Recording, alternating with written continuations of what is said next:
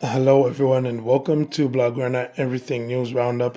Quick summary of the main events that happened in the world of FC Barcelona. In today's roundup, we have a lot to get through because it has been a busy week in the culerverse. First, we'll talk about the conclusion of the Dani Olmo transfer saga before getting into more transfer news regarding the likes of Julian Araujo, Clement Lenglet, Vitor Roque, and Mikayil Faye. And finally, we'll talk somewhat briefly about Barcelona's financial situation in as far as La Liga and returning to the 1-to-1 ratio is concerned.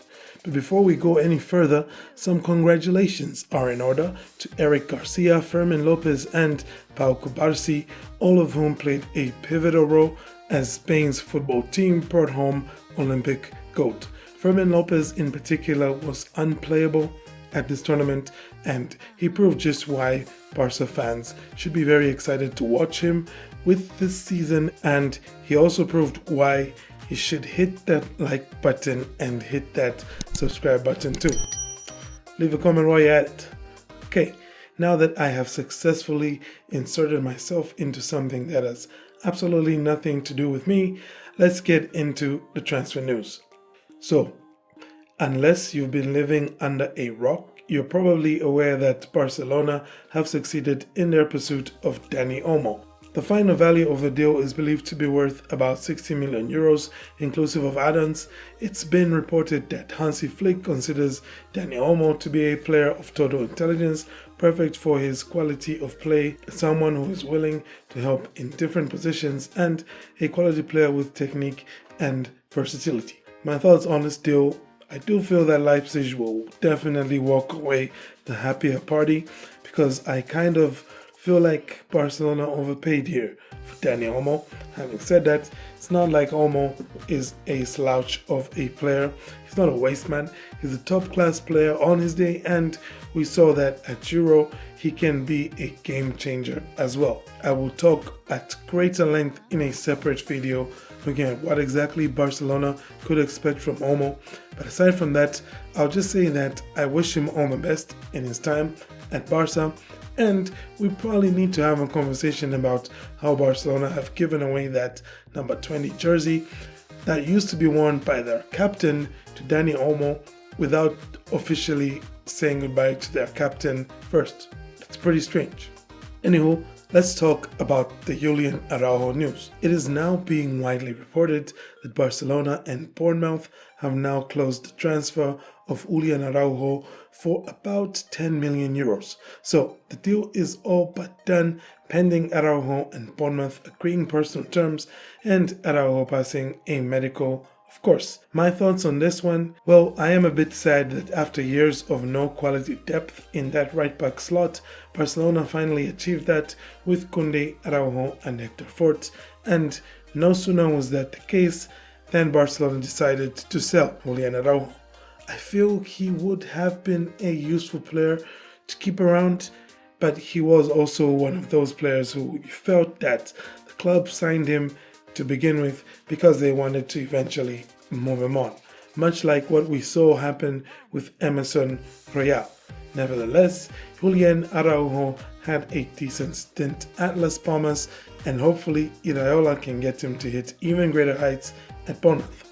So, from a brand new signing and a guaranteed departure, we move on to talk about some heavily rumored departures. We start with one who is very encouraging to hear some rumors about.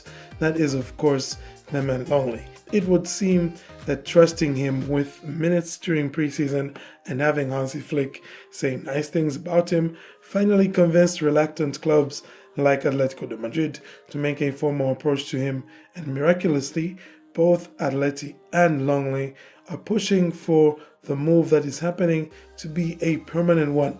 That's right, no loan this time around. Now, it should be noted that while Atleti are negotiating for Clement Lenglet, he's not their first option. He is, though, the easiest solution for them right now, as Laporta, Hanko, and Hincapi, a name which I'm pretty sure I've mispronounced, all of whom are said to be ahead of him, are all in complicated situations. But speaking of complicated situations, say a prayer for Vitor Roque, because it's only a year ago that the whole culerverse was buzzing and everybody had the name of Vitor Roque on their lips in excitement. I mean, even I was a participant and I made at least one video talking about what Barca should expect from him. Yeah, safe to say that a lot was expected of him. Anyhow, it has now been reported that a meeting was had between Deco, Roque's dad, and his agent Andre Curry, and at the end of it, it seems that the club managed to succeed in convincing Roque to accept a loan transfer for this season at least. Obviously, we will then have to keep an eye on things and how they develop.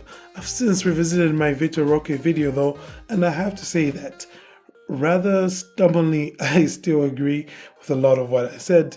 And in that video, the only thing I forgot to factor in was his first touch being a bit 50-50 and, him probably not being able to get so many minutes. But aside from that, I think he can make a useful number 9 if given enough minutes, which unfortunately will be more difficult with not just Lewandowski, but also Pau Victor riding the high of that preseason USA tour. So yeah, a loan move to get more playing time is definitely a must for Vitor Roque in his formative years. Another player for whom playing time is a must in his formative years is none other than Mikayil Faye. Now, I'll start off by saying that Mika Faye is one player for whom the club's intentions have not always been really clear.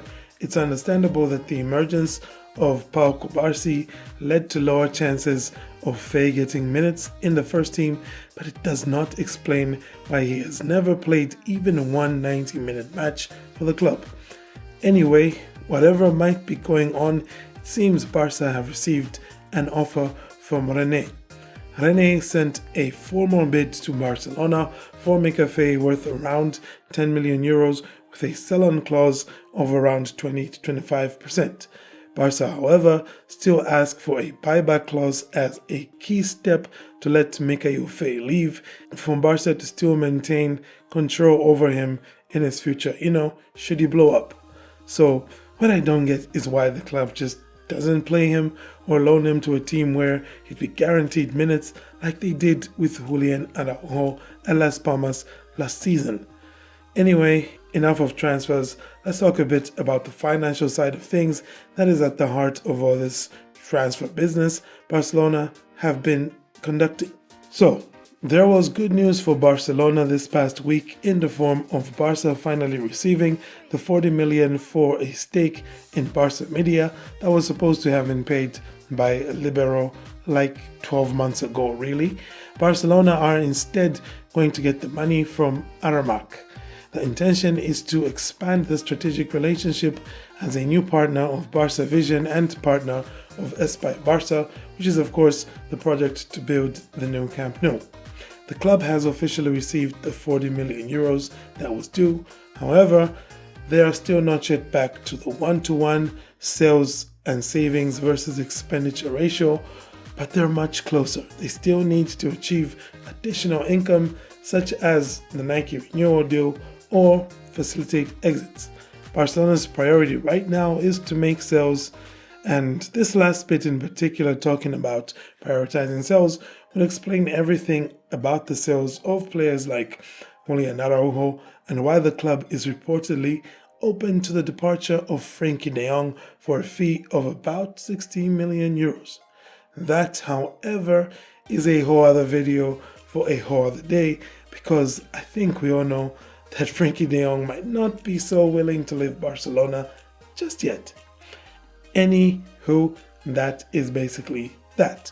I left out my takes about the USA preseason tour because it would have made this video just way too long, so you can look forward to seeing that video before the end of this week. And a few days after that, I'll either follow up with a video about Dani Olmo and what we can expect from him, or more transfer news depending on how busy things are going to be on the transfer front for FC Barcelona. Otherwise, I thank you all for tuning in, especially to those of you who have watched this all the way to the end. You're awesome, honestly a special breed, and it's much appreciated. So have a great day, and Forza Barca.